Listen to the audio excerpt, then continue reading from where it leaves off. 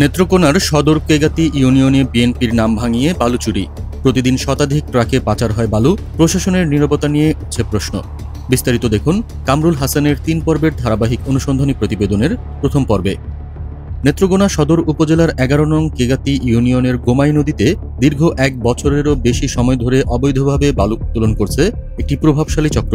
সরকারি নীতিমালা অনুযায়ী বৈধ ইজারাদার বালুমহাল পরিচালনা করলেও বিএনপির নাম ভাঙিয়ে এবং স্থানীয় কিছু স্বার্থান্বেষী মহলের ছত্রছায়ায় চক্রটি নদী থেকে নৌকায় করে দিনরাত বালু তুলছে। স্থানীয় সূত্র জানায়, প্রতিদিন ৭০ থেকে ৮০টি ড্রাম, ট্রাক ও লরিতে এই বালু জেলা শহর সহ বিভিন্ন এলাকায় পাচার হচ্ছে।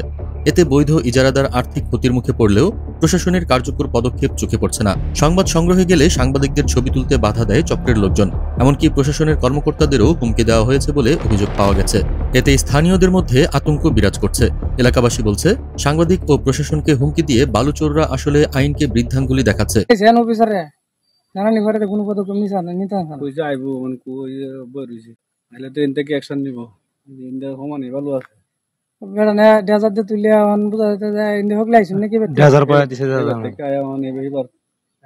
প্রশাসন ছাড়া আপনি আমার কিছু করেন না।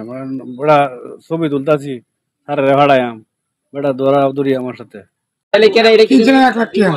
নৌকা মেশিনে নৌকাটা মেশিনে তখন তো কিনন যাবো।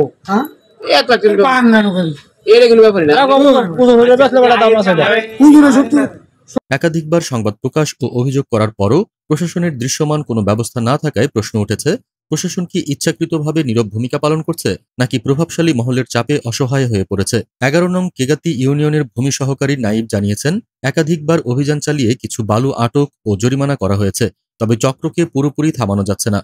উপজেলা সহকারী কমিশনার ভূমি পূর্ণেন্দু দেব বলেন, বিষয়টি আমাদের নজরে আছে এবং আমরা ব্যবস্থা নিচ্ছি। কিন্তু এলাকাবাসীর বক্তব্য ভিন্ন। তাদের দাবি, প্রশাসনের নিষ্ক্রিয়তা ও নীরবতার কারণেই বালুচোররা আরও বেপরোয়া হয়ে উঠেছে। এখনই যদি কঠোর পদক্ষেপ না নেওয়া হয়, তাহলে সরকারি ইজারাদার ও সাধারণ মানুষ উভয়ই ক্ষতিগ্রস্ত হবেন।